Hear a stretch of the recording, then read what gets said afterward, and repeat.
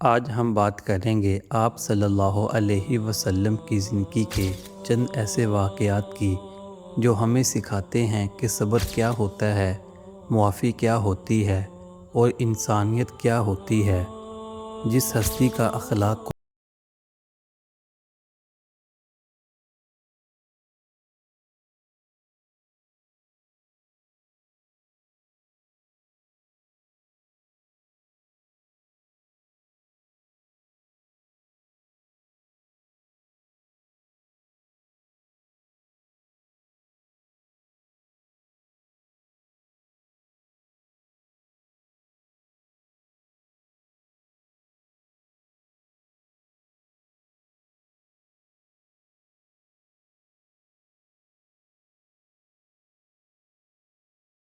یہاں تک کہ آپ کے پاؤں مبارک لہو لہان ہو گئے۔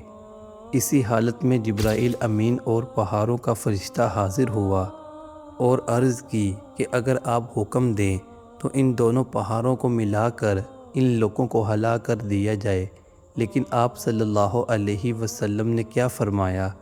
آپ نے فرمایا نہیں، مجھے امید ہے کہ اللہ ان کی نسل سے ایسے لوگ پیدا کرے گا جو اللہ کی عبادت کریں گے۔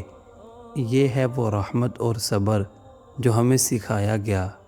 دوسرا واقعہ اس عورت کا ہے جو روزانہ آپ صلی اللہ علیہ وسلم کے راستے میں کوڑا پھینکا کرتی تھی۔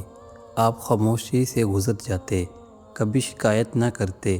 ایک دن جب آپ اس راستے سے گزرے تو کوڑا نظر نہ آیا۔ آپ کو فکر ہوئی اور معلوم کیا کہ وہ عورت بیمار ہے۔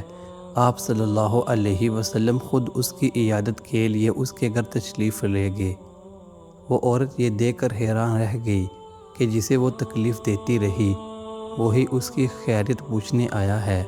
یہ واقعہ ہمیں سکھاتا ہے کہ برائی کا جواب بھلائی سے کیسے دیا جاتا ہے۔ تیسرا واقعہ فتح مکہ کا ہے۔ وہی لوگ جنہوں نے سالوں آپ صلی اللہ علیہ وسلم کو ستایا، آپ کے صحابہ کو تکلیفیں دیں، آپ کو مکہ سے نکالا۔ جب مکہ فتح ہوا تو وہی لوگ آپ کے سامنے کھڑے تھے، ڈرے ہوئے کہ اب ان کا کیا انجام ہوگا۔ آپ صلی اللہ علیہ وسلم نے پوچھا، تمہارا کیا خیال ہے؟ میں تمہارے ساتھ کیا کروں گا؟ انہوں نے کہا کہ آپ ایک بہت اچھے انسان ہیں۔ تو آپ نے فرمایا، جاؤ آج میں تم سب آزاد ہو۔ یہ طریق کی سب سے بڑی معافی تھی جو ایک فاتح نے اپنے دشمنوں کو دی۔ چوتھا واقعہ آپ کی شفقت کا ہے۔ آپ صلی اللہ علیہ وسلم خود یتیم تھے، اس لیے یتیموں اور غریبوں سے خاص محبت فرماتے۔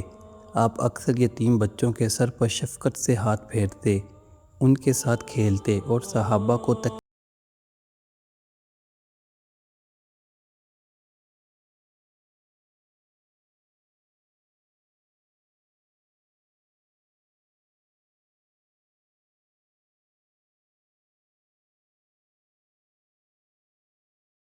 دوستو، یہ چند واقعات ہمیں سکھاتے ہیں کہ صبر کیسے کیا جاتا ہے، معافی کیسے دی جاتی ہے اور انسانیت کیسے نبھائی جاتی ہے۔